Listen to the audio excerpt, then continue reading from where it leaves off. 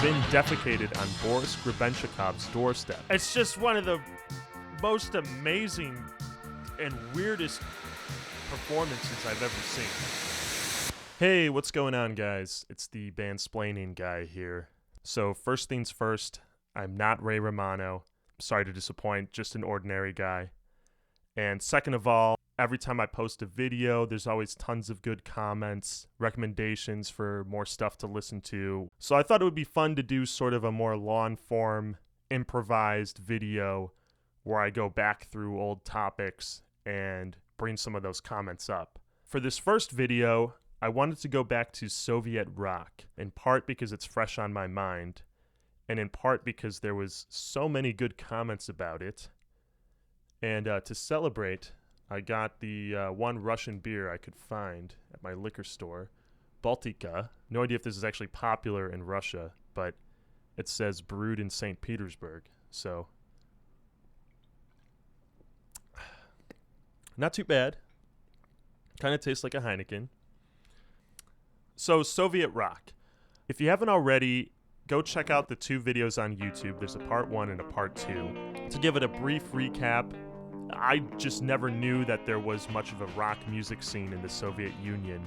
I just assumed that under communism, people weren't allowed to be in bands or, weren't allowed to especially be in punk bands or, weird subversive bands. And I was completely wrong about that. There was actually a huge music scene, particularly in the 80s around St. Petersburg and Moscow, but also in the countryside, in Siberia. Arguably the most famous Russian punk band of all time is from Siberia. And needless to say, it was not easy to be a band in Russia. Two of the biggest problems were you could not make any money being a band. You couldn't sell records. You weren't supposed to make money touring, playing shows, selling tickets. Private enterprise wasn't allowed.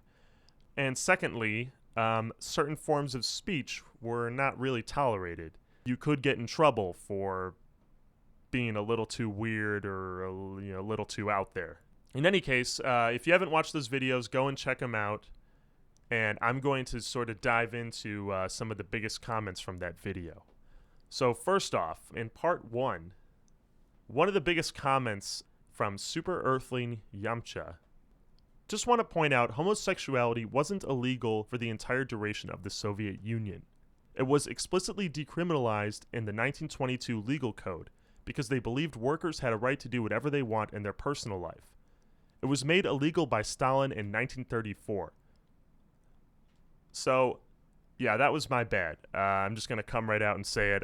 When I said entire duration, it was just my surprise that it wasn't decriminalized until after the fall of the Soviet Union in 1993, actually, under Boris Yeltsin. Why was that surprising to me? I guess in part because, we're taught that the Soviet Union was was not a Christian state. It was technically more left-wing. So I was a little surprised that they still outlawed homosexuality, which I just kind of always put on the religious right.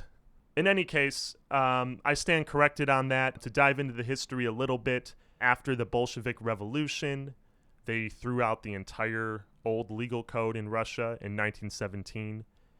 And when they finally wrote their own legal code in 1922, homosexuality was not one of the crimes on there. So this is totally true. It technically was legal for a handful of years there.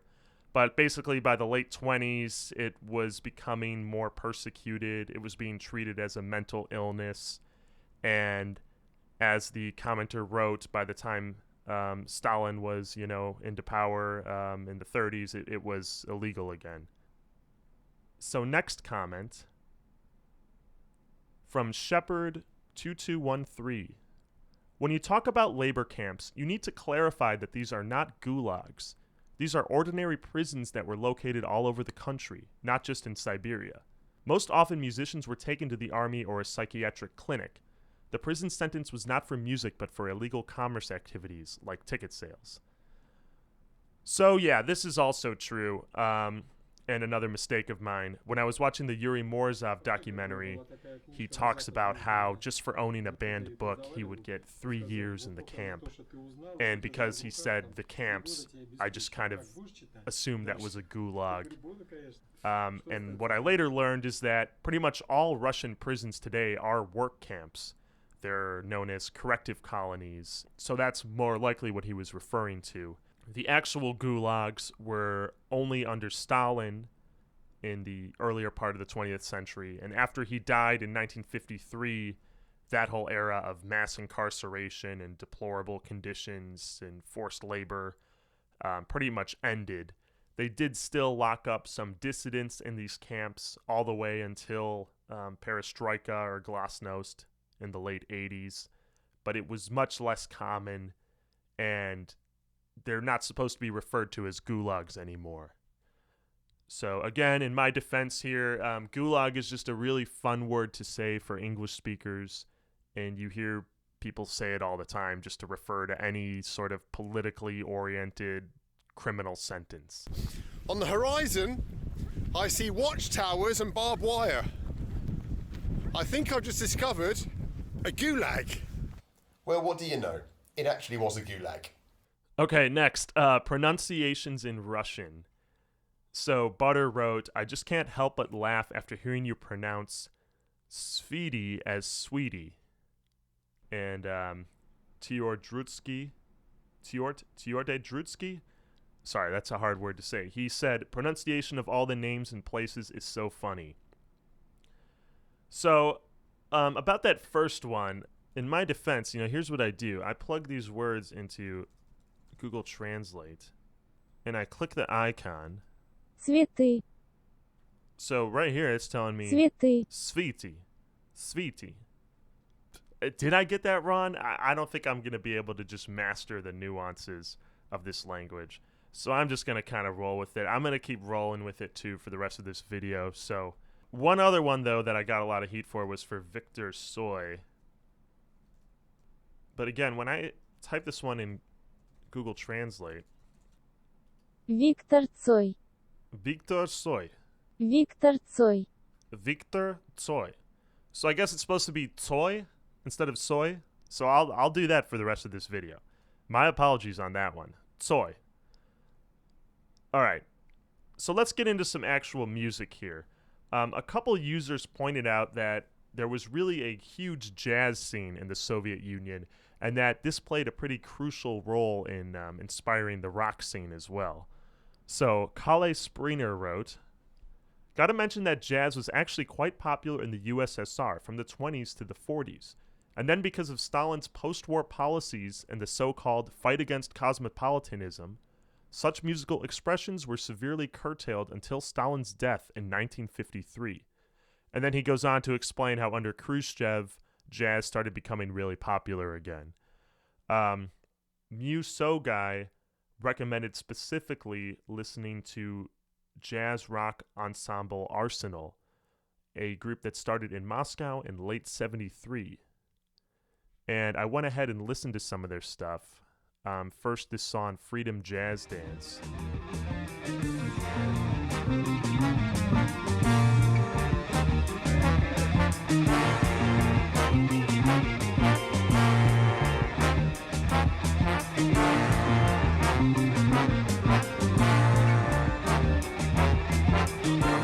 Jazz guy. I don't really know how to critique it, but I thought that sounded pretty sweet. Another cool recording from theirs was Bolero from 1979.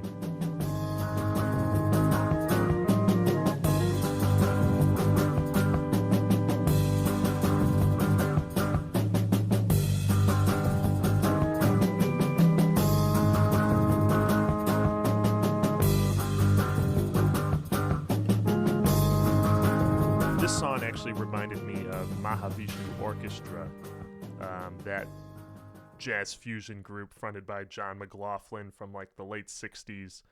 So check that one out if you're into this. Also, another really important Soviet jazz band a couple people pointed out is Pop Mechanics. They actually got started in the 80s, so they're a little later than these guys.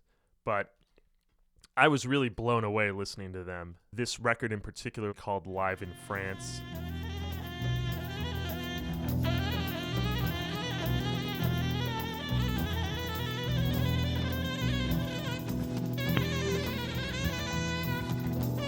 Kind of has that really cool ambience. Reminds me of like Miles Davis in a silent way.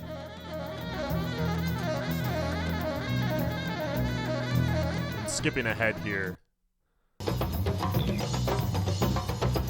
the track gets really interesting. It has lots of twists and turns. So yeah, definitely recommend listening to the whole thing. I don't want to play too much more and violate the fair use copyright laws. Okay, so next, the Automatic Satisifiers. I forgot who originally left this comment, but somebody pointed out that I really should have mentioned this band.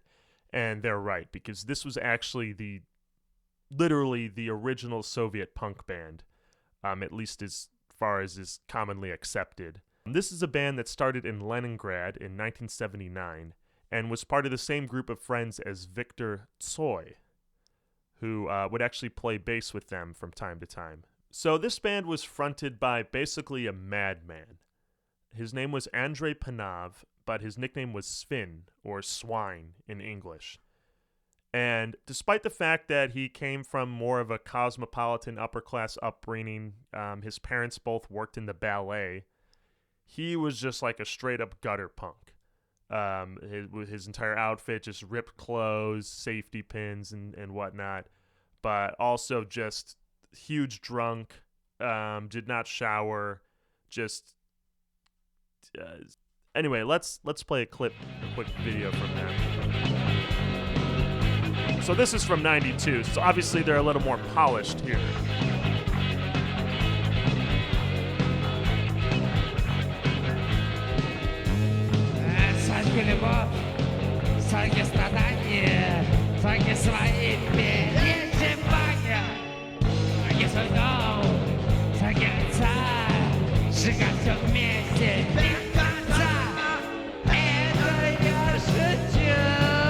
So yeah, that gives you an idea what I'm talking about.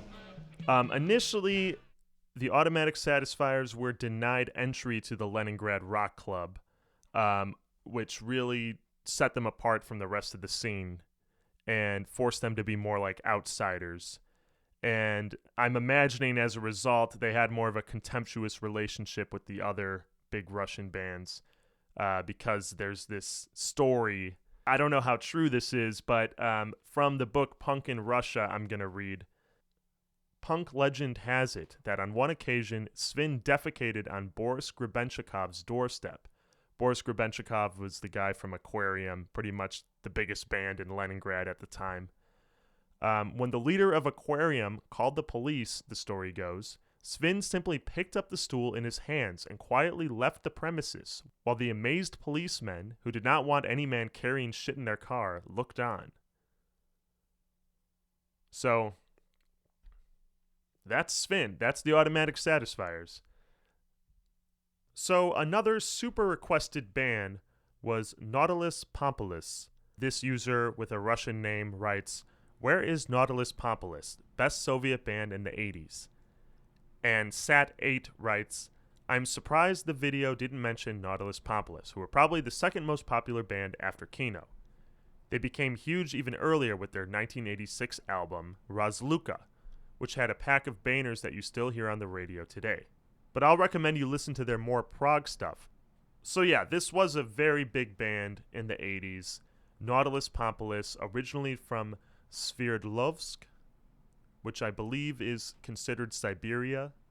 So yeah, the first album he recommended, Razluka, very 80s, very pop, very sort of campy.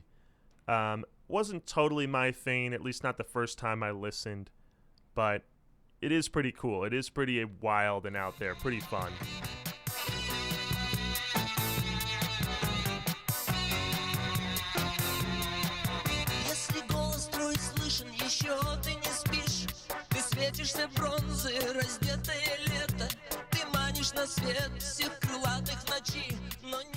And the second album he recommended, that one was jived with me a bit more.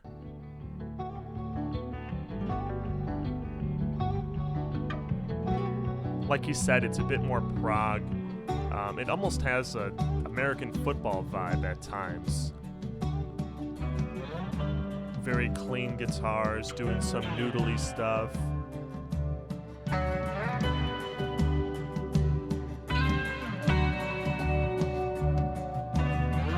But there's also a lot of unexpected twists and turns.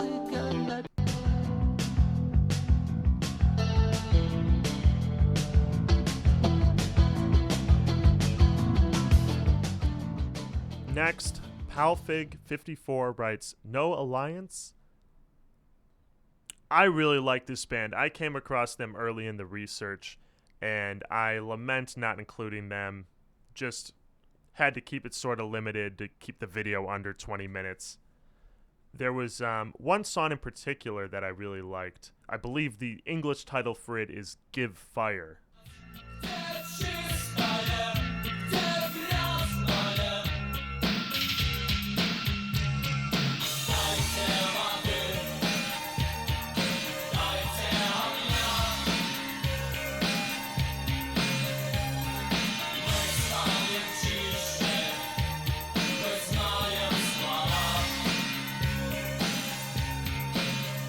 I especially love that synth tone. Kind of reminds me of a Gary Newman song, but a little more punk, a little more industrial.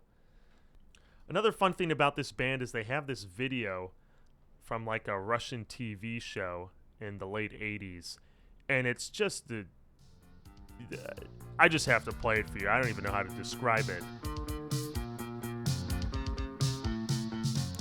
Basically, the first thing you notice is the synth player in the back, who is wearing like a Hawaiian shirt and a sailor cap and just has these sick 80s sunglasses and this big Mike Ditka mustache. Just looks like the wildest party guy. And then up front, the scener is just the complete opposite guy. He's wearing this, I don't even know what you call it. It's like a 19th century Navy Admiral outfit, and he has this stoic look on his face.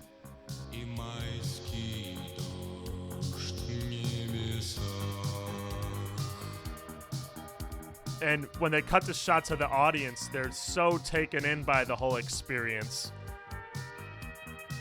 It's just one of the most amazing and weirdest performances I've ever seen. On a TV show, nonetheless. But what's even more amazing is that this video is uploaded by that keyboardist.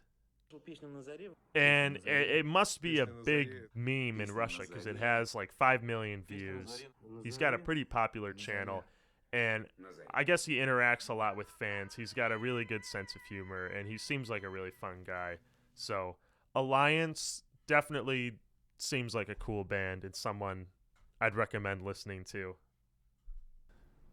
And one more frequently requested band, Glasses Masses writes, "Auktyon is my favorite band that came out of CCCP.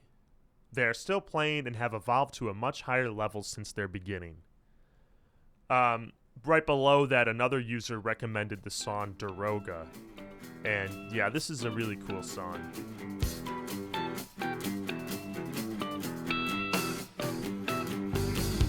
You can just tell that they're a really tight band. They have some really cool melodies, really cool rhythms. And I also like that their scener, kind of breaks from the usual low baritone, monotone voice that you hear in a lot of Russian post-punk, and does some really wild stuff. Another song I came across by them is called Zima, which I believe is winter in English.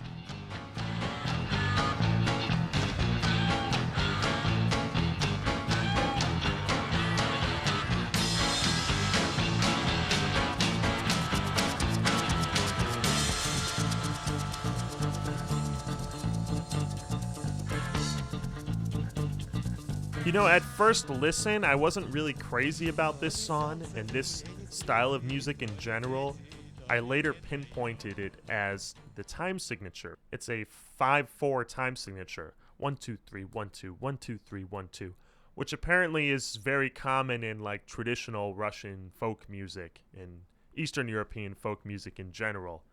But honestly, after listening to it more, it's kind of grown on me, and I think it's really badass because it's basically this noise rock, insane punk song written in this traditional Russian wedding dance time signature.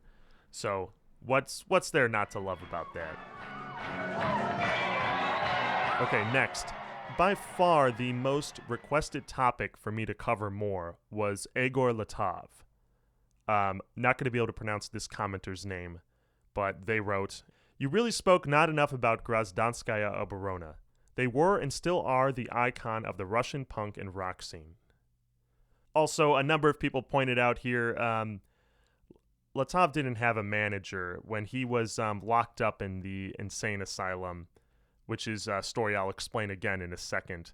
He didn't hand his music through the bars to his manager. It was his bandmate, Oleg, whose nickname was Manager, because he was sort of a smooth talker in the band who could get them out of trouble. He was like a trusted guy in the band.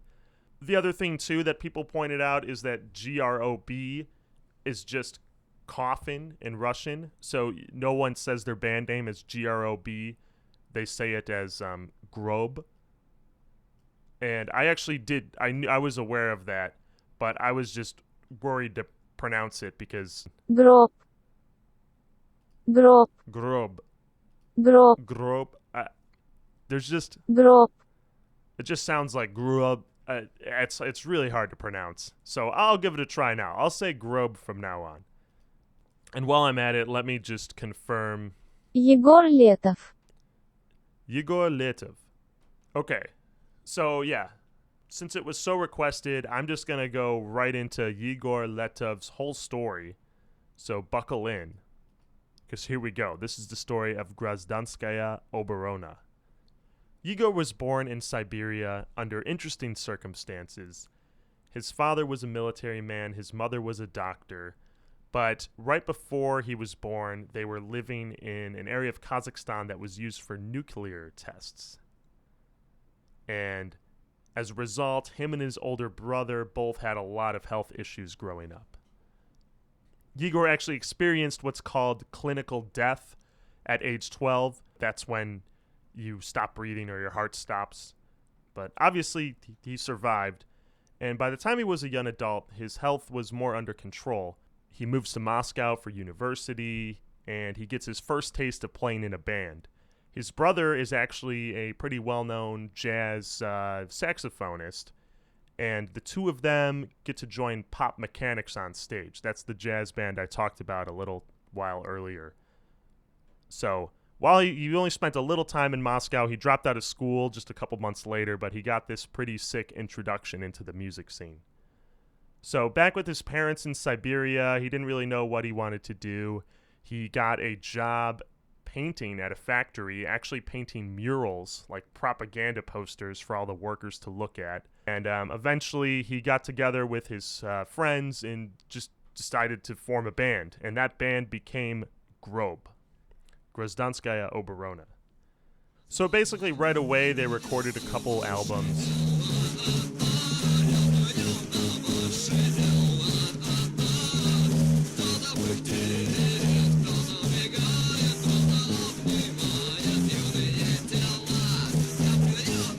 You know, I got a little grief for calling this stuff emo music, but I just to be clear, I wasn't referring to like My Chemical Romance. I was talking about like those early DC bands like Rites of Spring.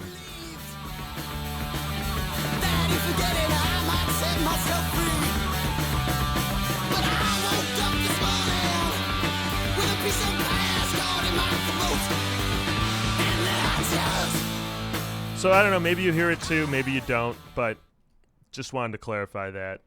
In any case, they played together for about 2 years. I don't think they really played out very much. I think it was mostly a recording project. Until one day when it stopped. And what happened is the mother of one of the band members overheard their music coming from the bedroom, and she was so horrified by what she heard that she basically reported them to the KGB. So you think your parents are shitty and unsupportive of your music. Just imagine what happened to these guys. Turned into a massive ordeal. They trumped up the allegations into accusing them of plotting to blow up an oil refinery or something crazy. And basically, the band members were either sent to join the Red Army, or in Igor Letov's case, he was sent to a mental institution. He, in protest of the whole ordeal, he sent them a letter saying, "Hey, I'm just going to kill myself. You go after me like this, I'm going to kill myself." And they used that as reason to confine him to a psychiatric hospital. Perhaps he was doing that in order to avoid going to the army, in which case you could call it a smart move, but it sounded like the psychiatric hospital was pretty awful. They filled him up with drugs, like really, really heavy antipsychotics. And it's very likely he would have been stuck there for a long time. But his older brother, who at this point was a pretty well-respected, jazz saxophonist, was able to get him out. He didn't storm the office of the local party official and demand his release. He just sort of told everyone in his circle about how shitty it was that his brother was stuck in this mental hospital, and eventually, since the word spread around about it, they kind of let him out. Anyway, after he got out of the hospital, there wasn't really a whole lot he could do because his former bandmates and basically all of his friends had to sign documents saying they wouldn't associate with him. So he was pretty much left on his own to perform solo for a while. However, after a couple years, he got together with this band, Peak Klockson. And infamously, they recorded an album and played a festival under the name Adolf Hitler. So I know right when you hear that, you think, oh God, oh great, there's a white supremacist aspect to this. But not really. Basically, it was meant to be a critique of Soviet society by writing about this super authoritarian fascist government of the Nazi Party. You were supposed to see parallels to Soviet society and sort of critique inward. But unfortunately, most people who heard the music weren't looking that far into it, because literally there's a song where they just recite Mein Kampf over and over again. Mein Kampf! Mein Kampf! Mein Kampf! Читайте Mein Kampf! So yeah, this is a recording of that 1987 festival where they performed as Adolf Hitler. And mind you, this is right when the country was starting to open up. This festival happened in Siberia, so it was particularly still a conservative place. And the other thing, too, is that, you think Americans hate the Nazis, which obviously we do. In Russia, it's an especially sore topic. Something I learned through doing this video is they don't even call World War II World War II. They call it the Great Patriotic War. They lost some 27 million people, so they were completely devastated by the Nazi Party. And for them to go on stage and use that name, I don't think there's any white supremacist intention to it. I think it's just about trying to get under the skin of the authorities. Anyway, needless to say, they got kicked off the stage very fast, and they had to do a lot of smooth talking to not get arrested, immediately. Yegor basically hit the road for the next year to avoid getting arrested. He was worried about getting sent back to the mental institution. But if there's one positive thing that came out of that festival for him, he met Yanka. So this brings up another frequently requested topic. Jeff McDonald writes, why would you not even mention Yanka? Yanka lives. And Ava Palma writes, you could have mentioned Yanka Diagliva, a noise punk folkie who didn't last very long but has some evocative songs in her discography. From the 1-minute lo-fi My Sorrow is Luminous to the epic 8-minute Priyat Voda. So Yanka, born Yana Diagliva, but nicknamed Yanka. Apparently just adding a K in there is sufficient for a Russian nickname. She was about 20 years old at this point when she met Yegor, and they became friends and started traveling together and touring together. They became partners, I should say, almost like husband and wife. But they weren't officially married, I don't think, and they both led pretty independent lives. So I checked out these songs, and both really good recommendations. I'm going to play My Sorrow is Luminous here.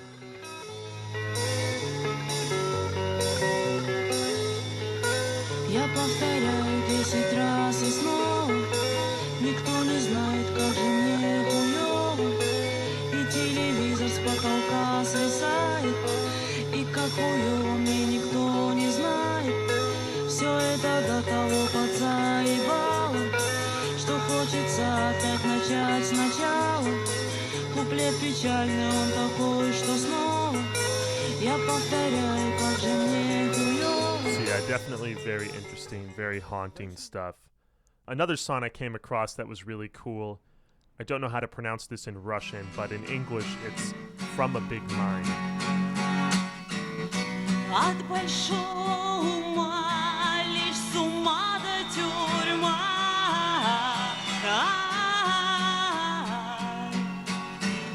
От лихой головы лишь канавы и рвы.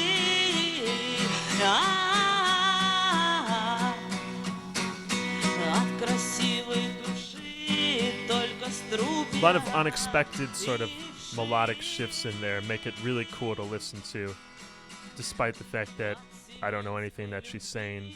That's not clear already. I don't actually know Russian, but still definitely very powerful.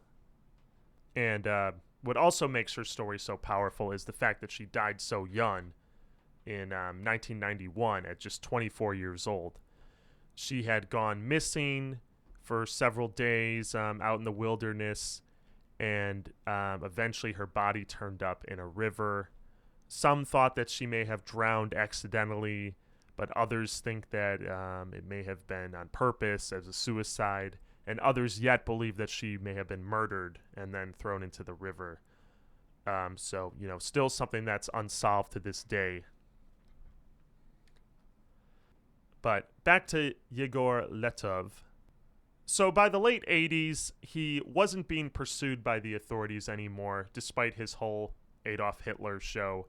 The country was really changing at this point. Glasnost and Perestroika was going on, which completely opened up opportunities for musicians. You know, they were able to release music commercially for the first time. They're able to actually start touring, you know, not just in underground venues, but they can actually sell tickets and make money. Around this time, GrOb was finally allowed into the Leningrad Rock Club, and they really had their popularity skyrocket. They also reached something of a creative peak. In '89, they released the album Russian Field of Experiments, which I thought was really cool, and apparently it was also one of Yegor's favorites. So let's give this one a listen. Трогательным ножичком пытать свою плоть. Трогательным ножичком пытать свою плоть. До крови прищемить добровольные пальцы. Отважно смакуя леденцы на палочке. Целеустремленно набивать карманы. Мертвыми мышатами, живыми хуями, шоколадными конфетами и нерукотворными пиздюлями. На патриархальной свалке устаревших понятий. Just really super doomy, super distorted and gritty. Now, for some reason, Yegor could never really sit still, and even though he had one of the most popular bands in the country, he had to start a side project. This one was called Communism, and they released literally, I think, 14 albums in a 2-year period.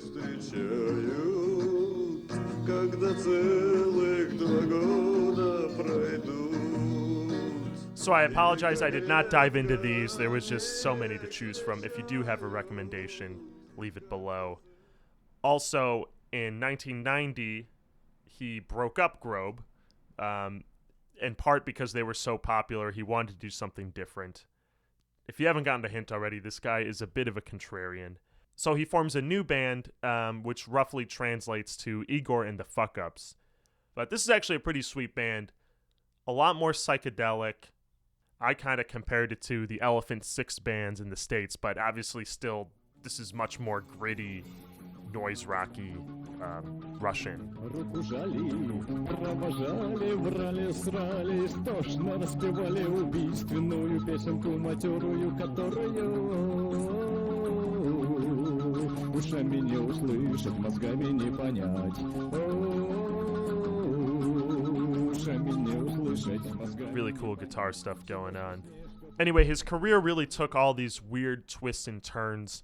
By 1993, he starts GrOb up again, but this time they are hardcore Bolsheviks. So even though in the 80s they were totally rallying against the Soviet Union and the authorities, this time they're embracing communism, they're embracing that ideology. Part of the reason for that was that the country was going through all this drama of converting to a capitalist economy. A lot of people believe that certain oligarchs stole a lot of the country's wealth and that people were cheated by politicians at this time. There was a lot of corruption going on. So joining the Bolshevik Party may have been his way of just being, again, a contrarian at any point in time. I did find a source saying that he was actually at the 1993 coup that took place. Russia was in the middle of a constitutional crisis when the president, Boris Yeltsin, ordered the army to shell Moscow's White House, the building housing parliament, on October 4th, 1993. At the instigation of defiant lawmakers, Moscow had just witnessed the deadliest street fighting since the revolution of 1917. I don't think they were there for the heavy stuff because they lived and they didn't spend the rest of their life in jail either. But the fact that they might have been there is pretty wild. Anyway, by the 2000s, Yegor had left the Communist Party and at this point claimed to be apolitical. He didn't belong to any specific political party. And he continued releasing albums up until the day he died, which was in 2008. There's conflicting reports about how he died. I read that it was cardiac arrest. I also read that it was respiratory failure due to alcohol poisoning. But yeah, he did die quite young at 43. He left a massive legacy. I mean, hugely popular still to this day. So many people on the video commenting that you have to write more about Yegor. Yegor Letov. Yegor Letov. I think that's it. Okay. Anyway, let's go to something a little lighter here. Zvezda 1981 recommended the Baltic artist, I'm going to butcher this, Dzeltenie Pastnieki. And even though this comment didn't get a lot of upvotes, the fact that he and I really both gelled on Vova Blue made me want to give this a try. And it's some really cool stuff. I'm going to play this song from 1981.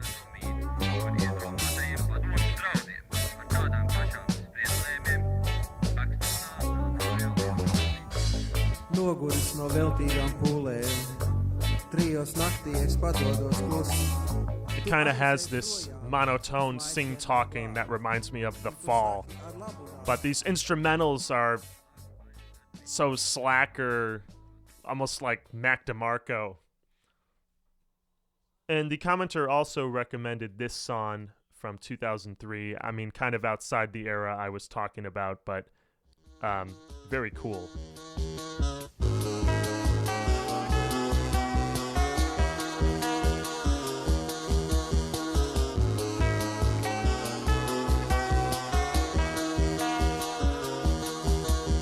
Alright, next let's go to a comment from Billy the Kid. Great material, but please don't reduce the Soviet rock era to mere politics. Russia was under a more severe Tsar regime for centuries, not to mention that about 80% of the Russian population were slaves, in parentheses, serfs. And this was sort of in line with another comment I got. This one from a user whose name I will not be able to pronounce, but they write, "Life back then was not all about the gulag at all. On the contrary, life was easy, cheap, and the political machine went soft, so the youth was quick to rebel. Mostly for the fun of it. Like, you've got to fight for your right to party. Soviet utopia was about devaluing the power of money, so people didn't really care about it. It has never been a disadvantage or a benefactor for the Russian rock movement." So, I found these both to be really interesting and eye-opening comments. I think this is really what me and other non-Eastern Bloc viewers like to read, get a little more nuance about our understanding of the Soviet Union. My understanding about the government and censorship and persecution of rock music is that it just varied tremendously across the country. In certain places, you could get away with a lot more than others. And also, most people understood that in order to get away with something, you kind of had to cover it up a little bit or sweet talk your way out of it. I came across a story from Yuri of DDT. Apparently he was DJing at a dance club and was playing Satisfaction by the Rolling Stones when some party member happens to walk in, and this person comes up to him and says, "Hey, what is this song about?" And Yuri quickly comes up with some explanation. He's like, "Hey, this is about the working class man who is so upset by the pressures of the imperial capitalists, he moans, 'I can't get no satisfaction.'" And the party member buys it, and they're able to keep on partying. So, I don't know. I get the vibe there was a lot of sweet talking to get out of stuff. What I will say in response to this, though, in every documentary, book, magazine article, whatever, that I read about the music scene, and whether it was in English or Russian, right? So whether it was for an international audience or a domestic audience, every single band had a story about dealing with the authorities, dealing with censorship, dealing with getting shut down at a show, dealing with something worse than that. And, some of them did have fairly lighthearted stories. Some of them laughed about it. Others were more serious. But that does really stand out to an outsider. Like that, it seems like really crazy circumstances to start a band. And the fact that pretty much everyone's lives were totally structured by how to get around the censorship, how to get around the persecution. It makes it a pretty significant topic. On that note, though, I do find it really interesting to learn a little bit more about what everyday life was like for the people living through this stuff. So I did a little more research just to fulfill my own curiosity. One major perk to the economics of the Soviet Union, being a communist country, is that rent was incredibly cheap. So I found a New York Times article that said in 1974, a modest 2-bedroom apartment was 6 to 8 rubles per month. And in today's money, that's about $40 to $60 USD. On the other hand, there was also a shortage of apartments. So if you were a young adult, you might be living with your parents for a while. And sure enough, doing this research, there were a lot of bands who were living with their parents while they practiced and got their bands going. Another fascinating thing about the Soviet Union is that it was illegal not to have a job. So with the exception of housewives, seniors, and the disabled, you can't not have a job. They actually have a word for it. It's called social parasitism. It wasn't really enforced that often. Maybe if you were selling stuff on the black market and you got caught, or if you were a political dissident, they would use this against you as a way to charge you with a crime. But it was used at a few key points in history. Right before the Moscow Olympics, they rounded up a bunch of, homeless people, punks, and ne'er-do-wells, and used this law to put them in a jail or to force them to get a job. This definitely stood out to me as a key difference between the Soviet Union and America. In America, if you want to start a band, you can quit your job, you can couch surf, you can live in your buddy's closet. until you guys get some shows going and start making some money. They said, hey, you know, there's a vocalist slot that has opened up. You kind of auditioned the other night, and I'm looking at my minimum wage job, or I can go to New York on an Amtrak train and audition for my favorite band. In the Soviet Union, you could, I'm sure a lot of people did that, but it was harder to get away with it.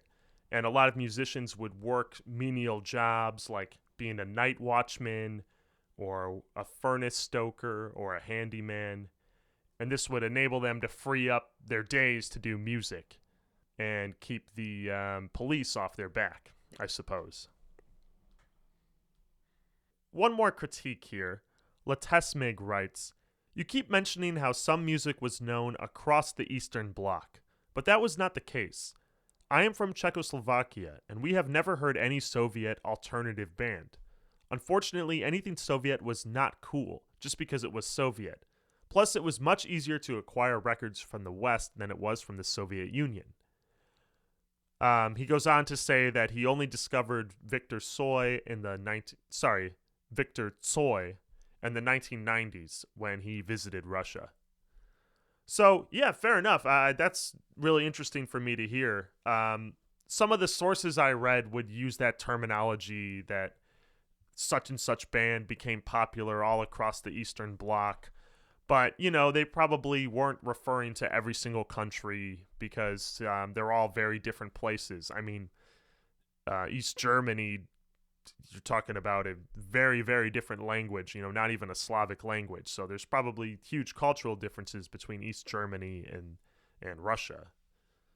But in the spirit of this comment, I thought it was only fair if I highlight some music from other Eastern Bloc countries. So the first one, which came recommended by a commenter, is Elektricni Orgazam from Serbia.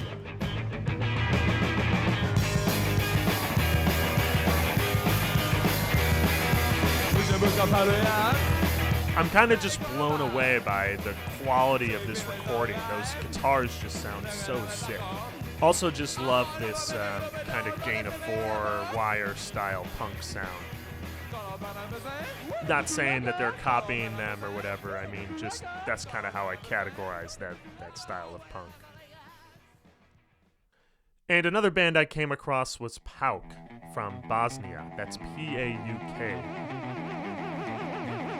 They just have this insane surf noise rock sound.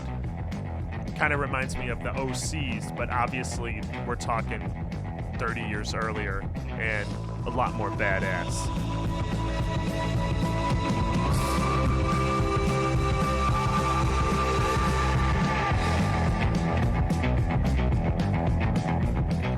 Anyway, moving on to another topic here. Now, in the video, I kind of closed out with this KINO song, Pack of Cigarettes. This was one of the first songs as I was researching that really resonated with me. Just such a doomy, depressing song in a great way. But I got a couple comments recommending other songs. 1 Second to Hell writes, to me personally, Pack of Cigarettes is not the most depressing song of Tsoi. Good Night is. Maybe not in the lyrics, but sound design.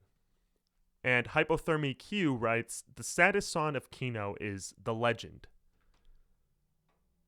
So both these songs are really cool. I'm going to play both of them here.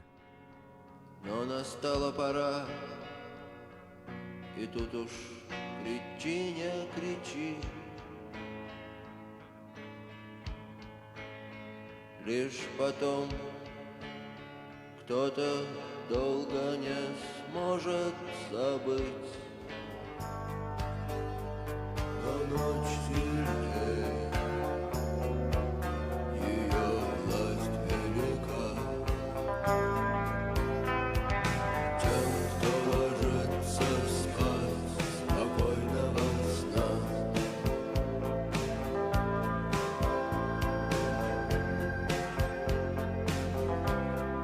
Just a side note here, I couldn't help but notice how, like, Victor Tsoi is sort of a meme on the Russian internet. Or maybe not Tsoi specifically, but there's a meme about Russian doomer music. They use the like sad face meme to describe life in Russia. Whether that's true or not, it's pretty funny. And last but not least, somebody asked me to check out some modern Russian dark wave, including the band Молчат Дома.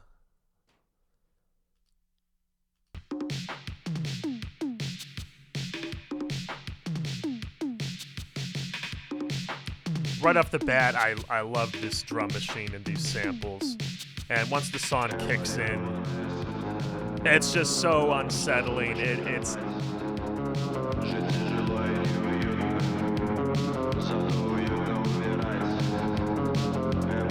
kind of like death grips you. It's so unsettling.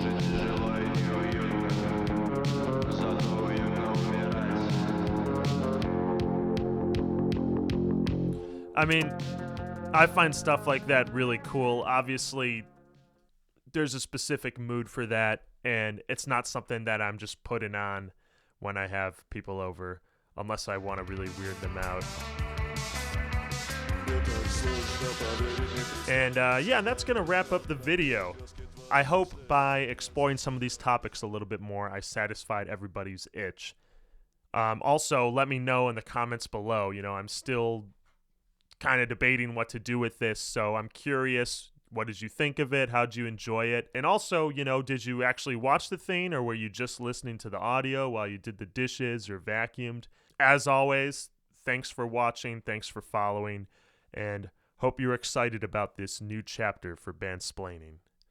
All right, I completely finished this Baltic, so now I got to find something else to drink. Cheers.